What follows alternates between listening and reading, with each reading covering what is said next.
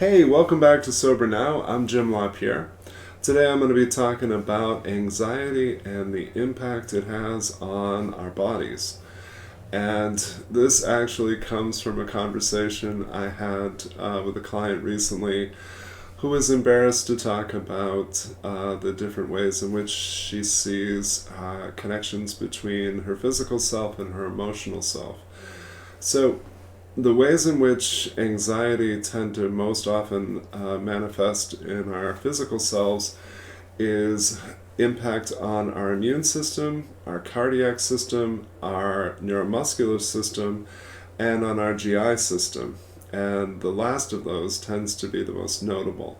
People who live with chronic anxiety tend to have a lot of gastrointestinal problems. So things like acid reflux, things like ulcers, bleeding ulcers, pancreatitis, gallbladder problems, and an especially embarrassing one, which is irritable bowel syndrome. And I've been through too much and talked to too many about really everything that can possibly happen to a person. So I was trying to assure my client that nothing they were going to say was going to embarrass me or be a burden on me. I like helping people find solutions to everyday problems. So, when a person lives with irritable bowel syndrome, what happens is their whole GI tract responds negatively to worry, nervousness, anticipation, and concern. And what quite often happens when we live with a chronic condition is we fall into patterns of behavior and these become self-fulfilling prophecies.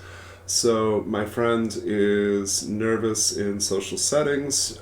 She's uncomfortable going out, and what if there isn't a restroom readily available? So anxiety is normative for her. Social anxiety is normative for her. Thinking about going out and being around people produces a lot of nervous energy, and so all of that makes her have to run to a bathroom. And after so many repetitions of this, it's become kind of this cycle where she finds that socializing and leaving home is something that's increasingly difficult for her to do. And I've heard similar stories, most notably from trauma survivors, but really anyone who is self-conscious because of ways in which their mental health demonstrates any number of observable problems or patterns of behavior. So, what saddens me about that, of course, is that it reduces socialization, increases isolation, which tends to spike anxiety and significantly increase levels of depression. So, if we're looking for solutions, we have to look at what are we doing that isn't working. And the first one is on a daily basis, my friend is not paying attention to her mental health. In fact, she's trying to ignore what's going on for her emotionally, what a lot of her unmet needs are. And the thing that she can't ignore progressively is how uncomfortable her body is, how much pain she experiences, and how even when she's paying close attention to her diet, food affects her negatively, and this, of course, is all the body saying, look, I've done the best I can to compensate for what you won't attend to, but as we get older, this becomes more and more difficult. I've worked with other folks who have been to see every specialist around, and they can't explain the severe muscle tension that they live with. I can explain it. Stress and anxiety manifest physically. Ideally, we're aware of that, we're working to release that, and we're taking progressively better care of our physical selves. But unfortunately, if you're like me, you tend to ignore things that are painful, you tend to ignore things that are uncomfortable, and what you're secretly hoping for is that they go away. And when you're young, you can usually do that. And as you get older, it gets harder and harder, and then potentially it becomes impossible because our bodies have been pushed too far and exceeded too many limits, and so we have to be more aware of these things. One of the first pieces of advice that I give to people in early recovery, whether it's addiction or trauma or otherwise, is to start taking a multivitamin. Anxiety has a really negative impact on our immune system, and so we're more prone to catching whatever flu or cold is going around. We don't necessarily eat as well as we should, and so our bodies are depriving some of the vitamins and minerals that are harder to get. The fourth system is the cardiac system. Anxiety has a tendency to speed up heartbeat, and sometimes just doing physical exercise, we find that we're feeling more anxious. And this is a very simple, powerful connection where we associate a more rapid heartbeat with being distressed or feeling unsafe. And at other times, we know that everything's okay, but our body feels like it's not okay. And so, unfortunately, the most common response to anxiety is to get inside your head and try to figure out what's going on.